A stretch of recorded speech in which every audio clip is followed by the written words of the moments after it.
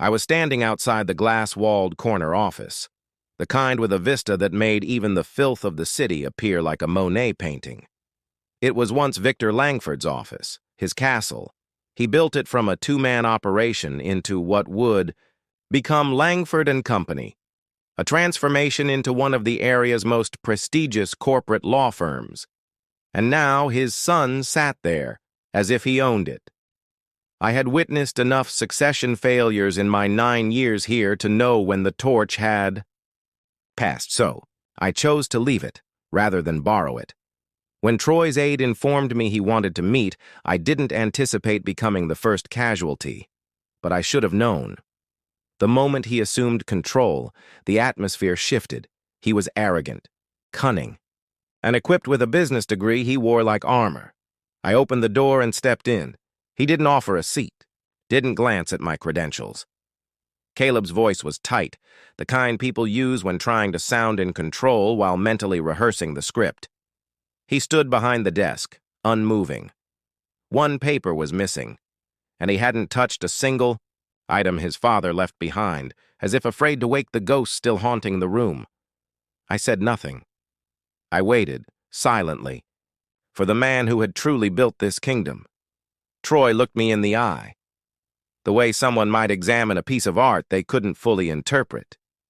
9 years, hundreds of late nights, millions of dollars, saved accounts, rescued transactions, resolved PR disasters.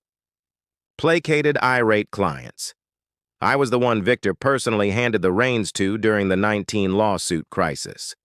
That thank you note he gave me wasn't generic. It was personal.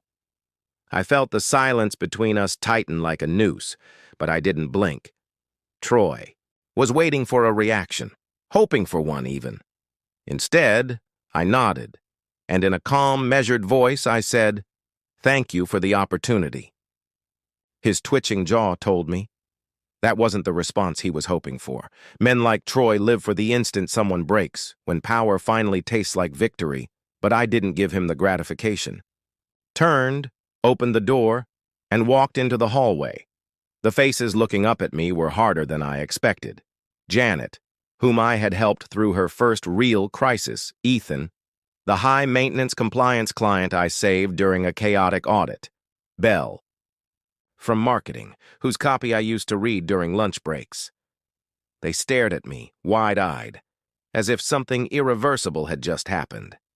As I passed, Janet whispered, "Caleb, why did you shift?"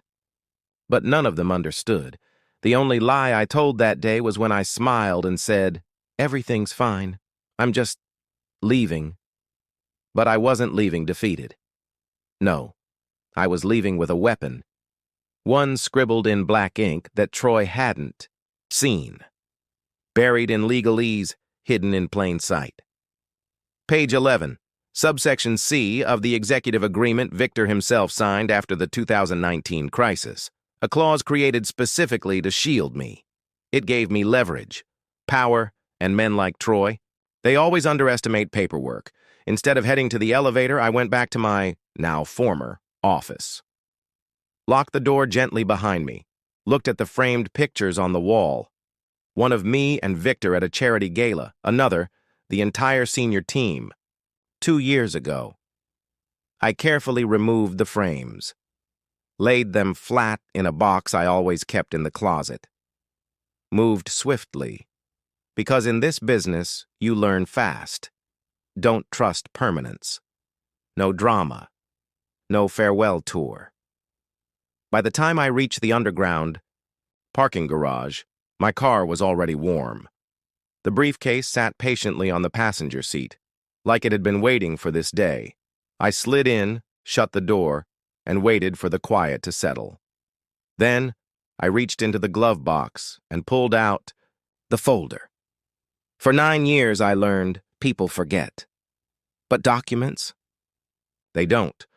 The folder's edges were worn. It had sat there, untouched, for nearly 4 years. Outside, tires splashed through last night's puddles. Horns blared. But inside my car, silence. I opened the folder, carefully.